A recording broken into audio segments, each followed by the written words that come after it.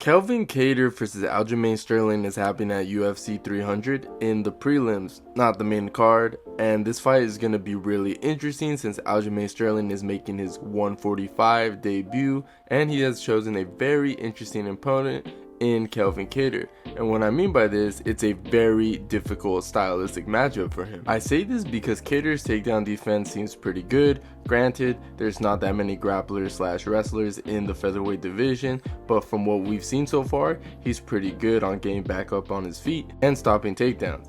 Correct me if I'm wrong, but I believe Zabit took him down and Kattar had no problem getting back on his feet, but there's a good example of him having good wrestling defense. And this is quite concerning for Aljamain Sterling because that's Aljo's bread and butter, you know what I'm saying? He takes you down, he takes your back with that nice body lock triangle, and then he either submits you or ground and pounds, or he just holds you down for the entire round. But that's the thing, I don't know if Aljo is going to be able to capitalize on this in this weight class, because I would argue with anybody that he had an incredible size advantage against his opponents in the bantamweight division.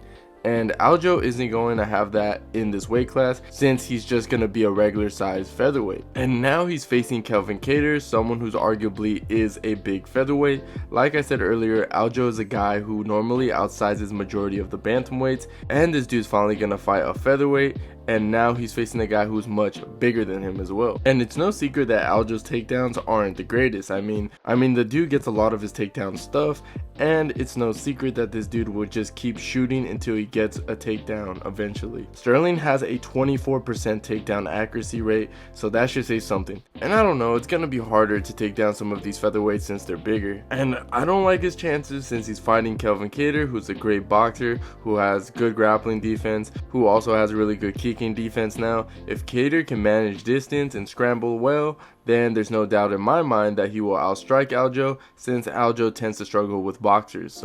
But in the same time, Aljo can still win this since Kelvin Kattar isn't that good in the back foot, and this is going to help tremendously since Aljo tends to bring a lot of pressure. This could be quite concerning for Kattar to eventually get taken down. And let's not forget that Kattar is coming back from an injury. He's been out for almost a year and a half ago, and we don't know. Maybe Kattar might not be the same fighter, especially with all that ring rust. And the fact that he's 1-3 in his last 4 fights is quite concerning as well. So we don't know what headspace Kelvin Kattar is at right now. Aljo is going to have to bring a lot of volume like he did in that Peter Yan fight to push back Kattar. And this is going to help Aljo tremendously since Kattar doesn't throw much when he's going backwards. Yes, he's not good in the back foot.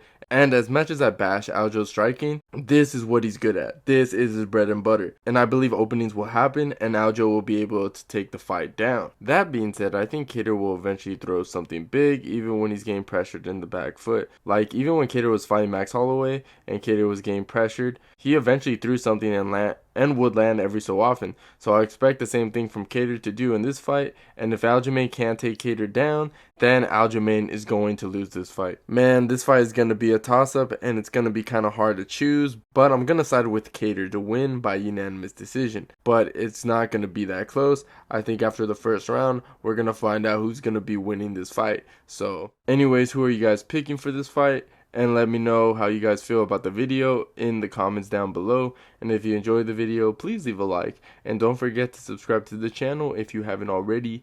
And I'll see you guys on my next one.